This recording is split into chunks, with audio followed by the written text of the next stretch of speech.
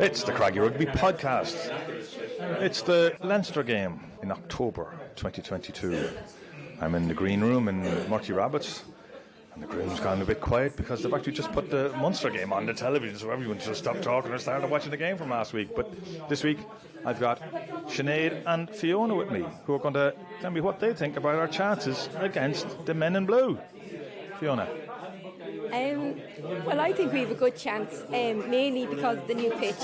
Munster really struggled with it last week, so I'm hoping Leinster will struggle this week. We did get to grips with it, I think, as the game wore on. But, we have a strong team out. They have a strong team out too. But, no, I'm optimistic. I think home crowd, we're the 16th person for Connacht. So hopefully, yeah, I'm optimistic about it. And Sinead, you look at the Leinster team and everyone's frightened by their pack, but their backline doesn't look quite that threatening. I hope this doesn't go back to haunt me. Yeah, I was going to say, talk about they're throwing us under the bus. Yeah, no, their pack is strong, but I'd say maybe they have looked at what happened to Munster last week and thought, Jesus, maybe we should send in the heavies just to probably for the pitch. Yeah. Backline, hopefully, knock on wood, there for a bit of the take, and especially with the whole three kickers on the pitch again, run the legs off them. So hopefully. So we're expecting to get at least some sort of bonus point out of this. Yeah, I think if we win by 2 points, we'd be doing well. You're hoping for a win? Always hoping for a win. Oh, yeah, and I'm Mayo, so you always blindly hope and believe. I suppose last week I kind of went into it hoping for a performance, trying to protect the heart by saying, oh, we're going to win. I'm kind of the same this week, heart is saying, oh yeah, get a win, but head is saying, if we got a really good performance again out of this, 2 bonus points I'd be happy with. Yeah, so would I. I've got William here. It's a packed stadium. I felt much more of a buzz this week than last week. Yeah, there's not many Leinster fans though. No, there's not. It's all Connacht, but there is a bigger crowd in by the looks of it. I think there's still some will still come in, I feel. Look, it's a big chance for Connacht. They need to play a lot better than they did last week. This side is way ahead of Munster. Yeah. In terms of their attitude and the fact that they're four wins out of 4. We know what they can do to you. Connacht know that. Don't give them access on cheap ball. Don't give them silly penalties. And make your tackles seize your chances. That's the key for this game tonight, and start quickly. I'm sceptical if we can win this, but I think the buzz here tonight might lift them if they're competitive at 60 minutes. I agree. I also hope they have won the toss and play against the wind in the first half, because it is supposed to rise as the second half goes on. But it is, at the moment, it's a beautiful evening. The pitch looks magnificent again, and we're hopefully going to have a great game 5 minutes before kick-off. Yeah, absolutely, and this is what you want. This is where you want games on a Friday night.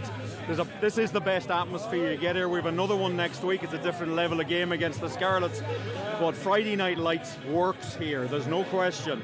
People are in from work and they're buzzing because it's the start of the weekend.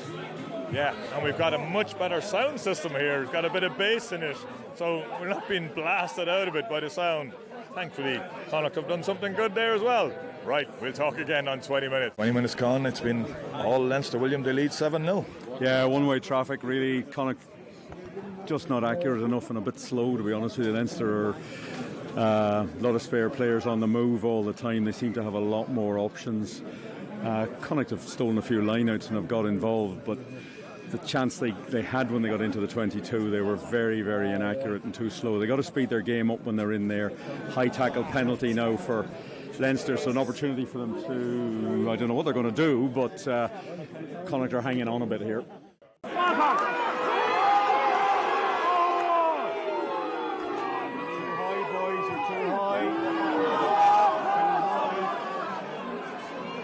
That's gone.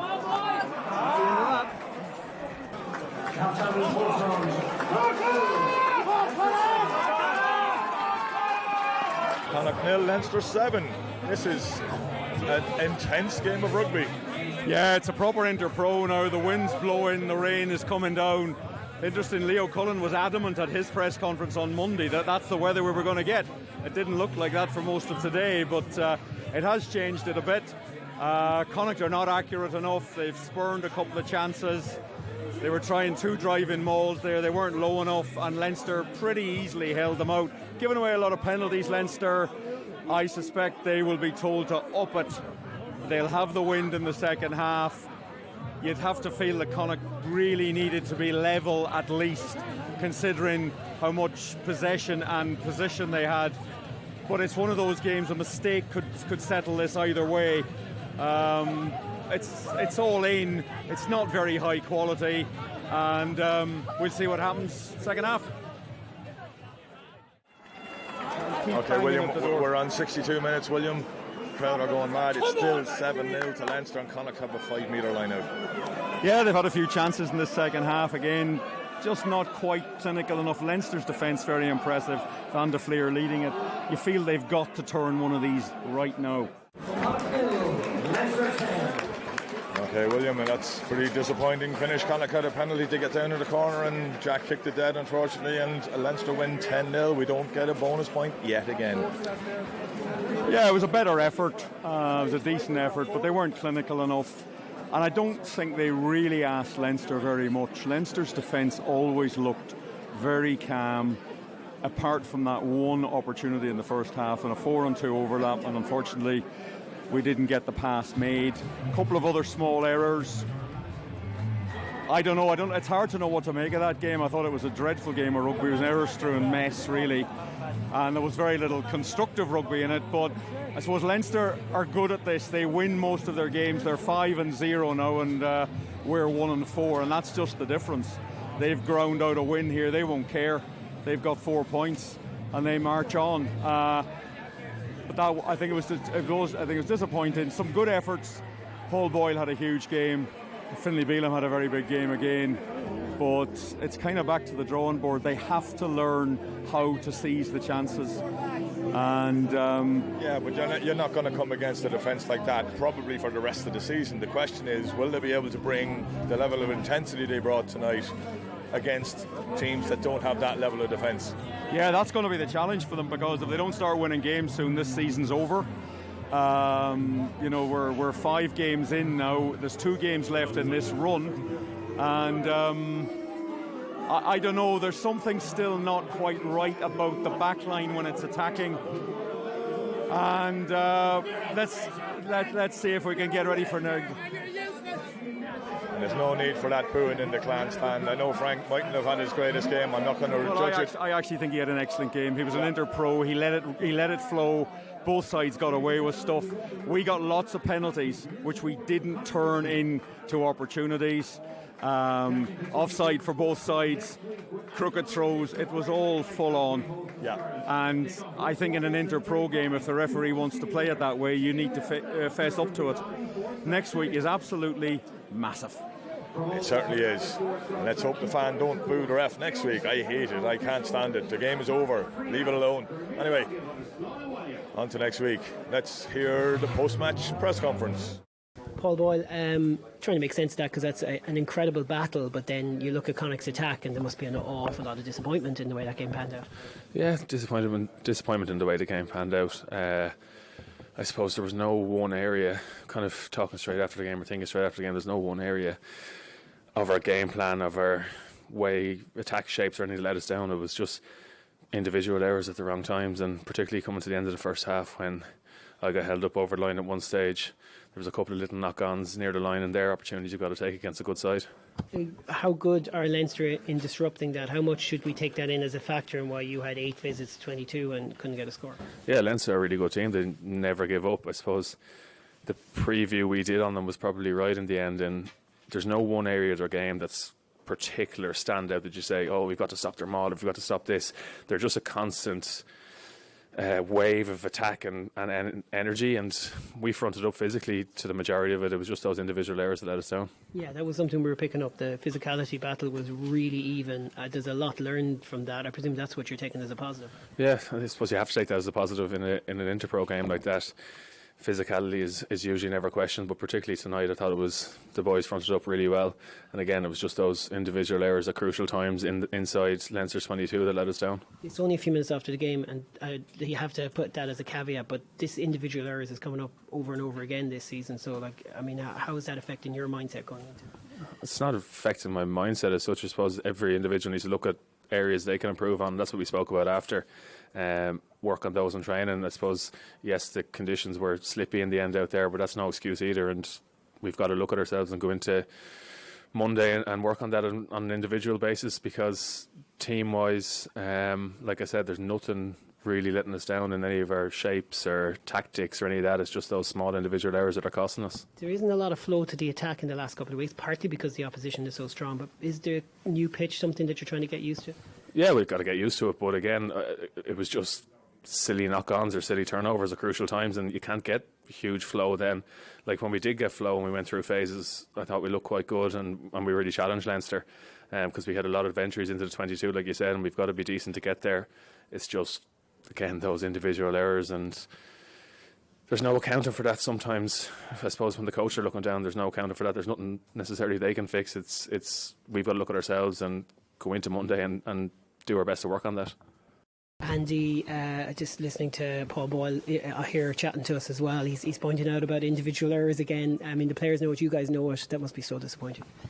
Yeah, it is. I mean, there was, again, a lot of really good things out there in terms of our physicality, our intent, our desire to try and play a full 80 minutes. What's letting us down at the moment is just not being able to execute when we're in that 22. So we need to get better at that. It's funny because you said last week we won the physicality battle and that was what made the difference. You didn't come. I don't know if you won the physicality battle tonight, but you certainly didn't lose it by any distance. Yet it didn't matter.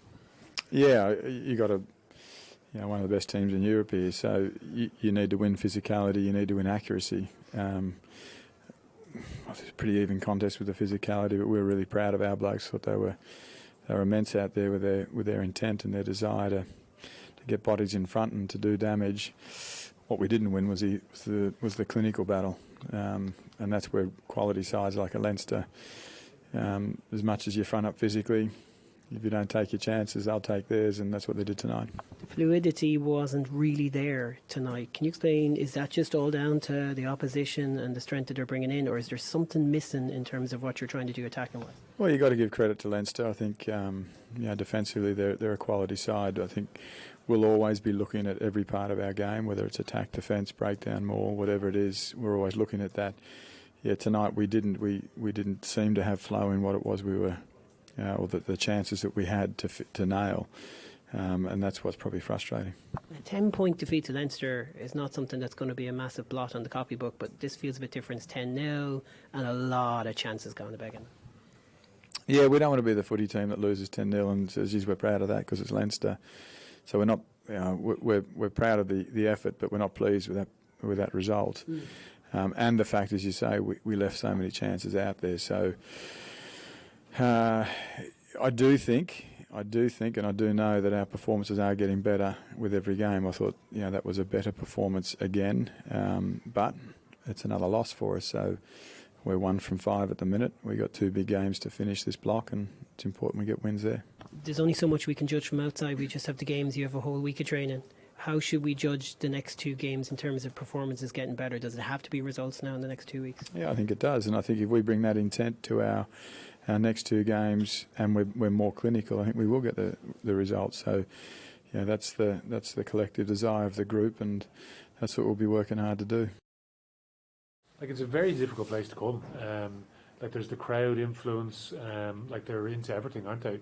And Connacht, the players, they feed off that, and they're flying into everything, so they're making life difficult for us with their defensive pressure that they put on us. And you can see what it means to them. Like, they're into everything, and it's. I think it's a great reflection for, like, provincial rugby in Ireland. I think it's, I know the game is not a classic, but like, there's great, I guess, intent and desire to represent and give everything to your team, like that, and that's the real positive thing from the game. Because like, from provincial rugby, like, you want the great rivalries, don't you? Because that's what, in many ways, the professional game is built on.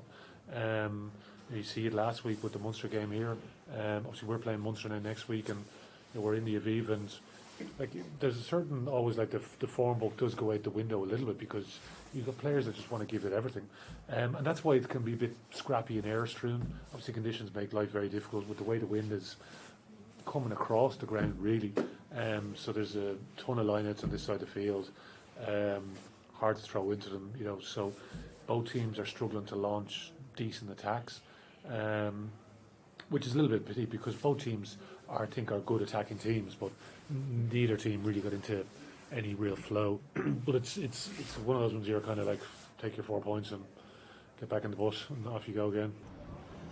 Okay, we're on the Clan after the post-match press conference where you heard Andy Friend, Paul Boyle and some of Leo Cullen. Lindley, your thoughts on that tough defeat? Ooh.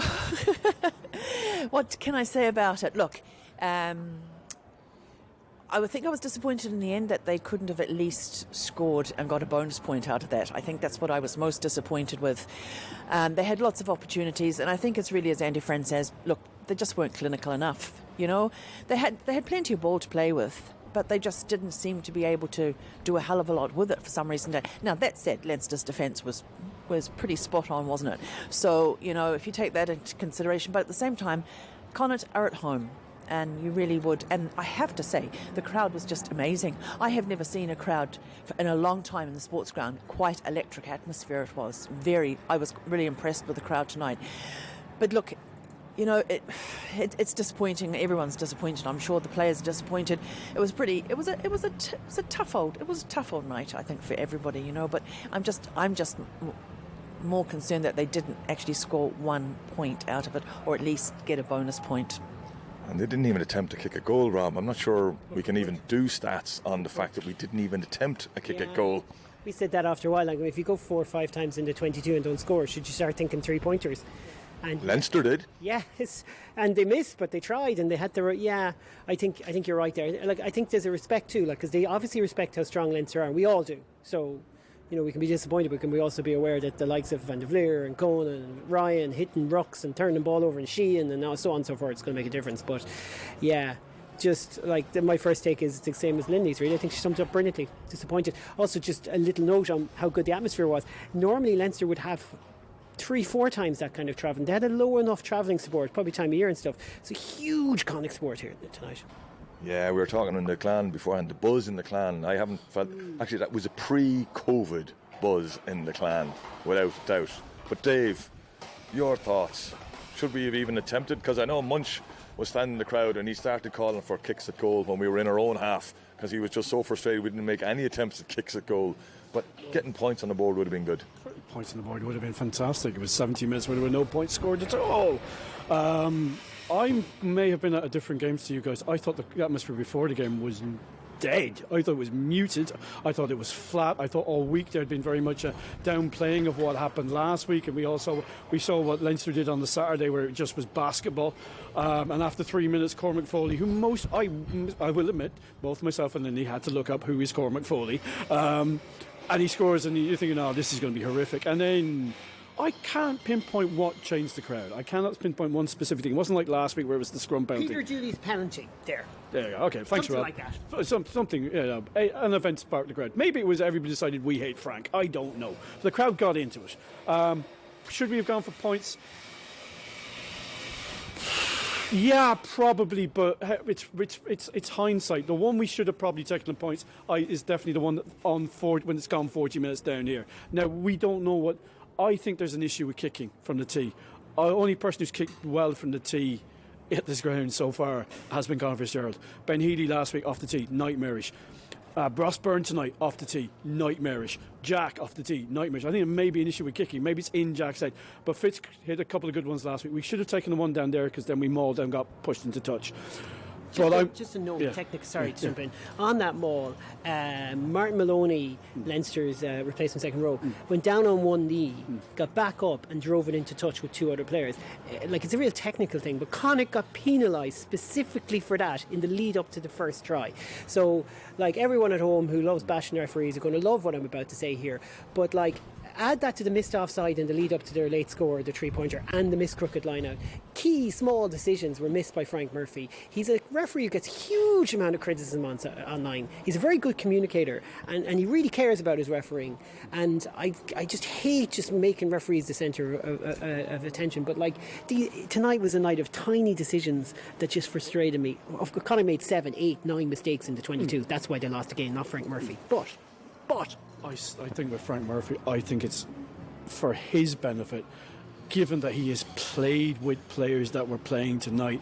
Aesthetically, it is really dodgy to have Frank refereeing. I think it's still, and this is back on the URC. This is back on the. It's not Frank. I think Frank can referee. No, I don't mind aesthetically. What I mind is he gives away. Did you see the first penalty? Like, who was it? It was Porsche. He put his hands on scrum up, but he released him straight away. Like, first minute of game, just leave that. No.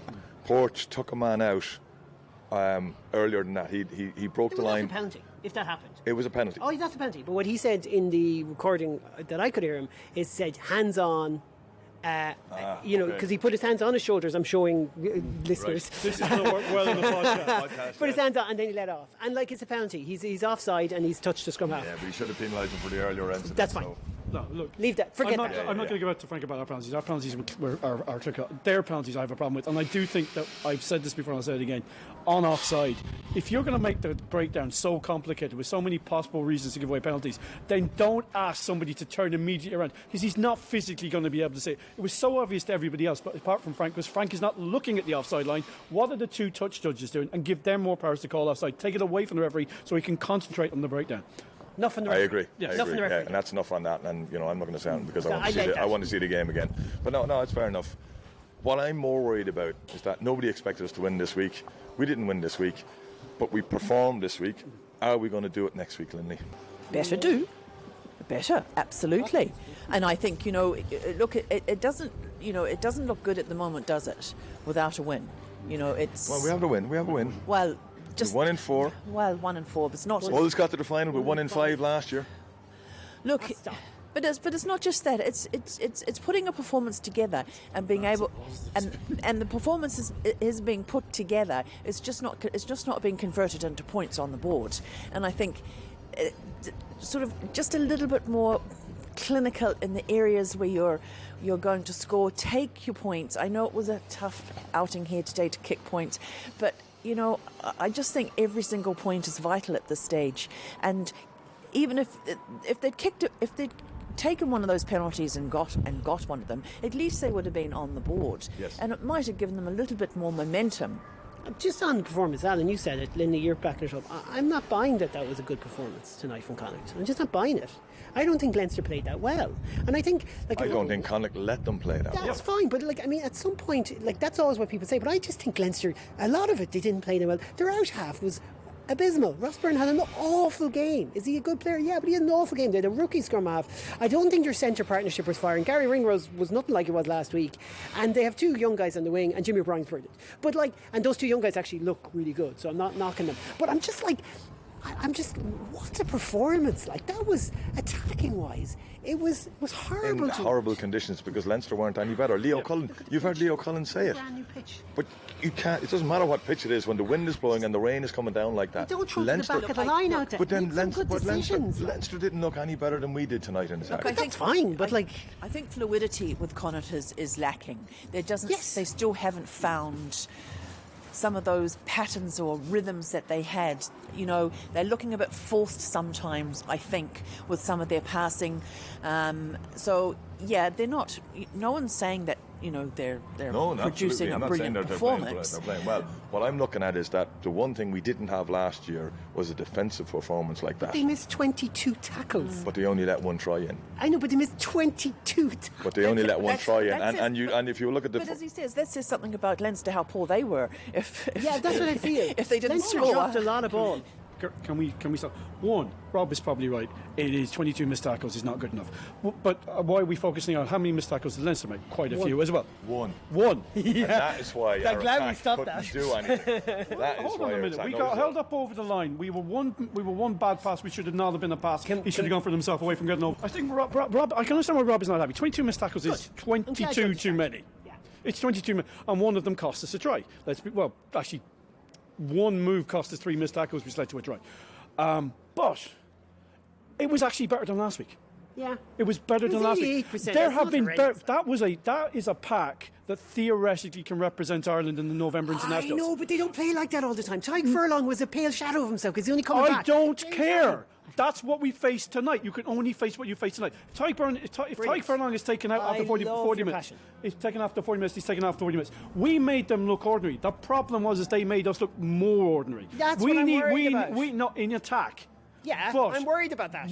They sent a bunch of kids down here last year, and yes, Tom Daly got sent off the 2 minutes, and they absolutely they ran riot through us. That was a better team, and they were kept to one try in the 3rd minute. They did not even look like scoring a try after that. Let me just sum up what I'm worried about. We are in this collective sense of week to week, right? This is year 5 of this management team. They're an extremely likeable group of people. Andy Friend is an extremely articulate person. We all believe that they've had a good pre-season. We have all the resources against us in terms of balance. Leo's in there talking about aren't interpros great, we need more competitive interpros.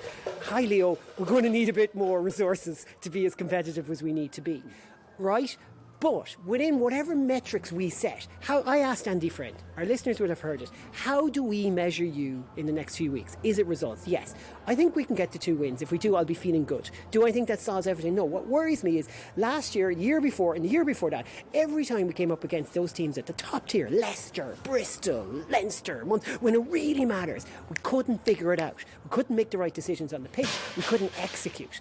And I'm seeing... But we were also blown away. We were blown away, so the physicality is better. I love that point. So no one's sitting here saying there's nothing. But what I'm saying is there isn't enough for me right now. Not enough. That's what I'm saying. And that doesn't mean everyone can turn around and go, no, actually you can't. Everyone can turn around and go, ha, Rob, you were wrong. We saw that there was more than you saw. Okay? But right now, I'm worried. I think we're in stagnation, and while it's going to be really entertaining us to see us physically front up and make some little bits of progress, it's not enough for me. And tonight was not good. Nilled at home after 9 visits to 22. I'm nothing but disappointed. Okay, when was the last time we had a nil? 2016, January. 2016, and let's say final. Exactly, roll on the URC final just like we did in happy. 2016. I'll have I have to be positive. Have to be positive about it. I'm a mailman. I can go from depression to happy in no time. I'm a mailman. I have to. I'm sorry, I can't let him away with that. Right. Because I'm joking, though. No, Don't take me too seriously on the no. last I'm saying, is it? Yeah. Bye, Lily. Is fundamentally is. Weirdly, this is going to sound really stupid. Starting from such a low level that was Ulster, every performance has been better. Now, admittedly, we're still at the first 3 games were minus levels. Last week was a plus level. That was an improvement on last week, but it just goes to show.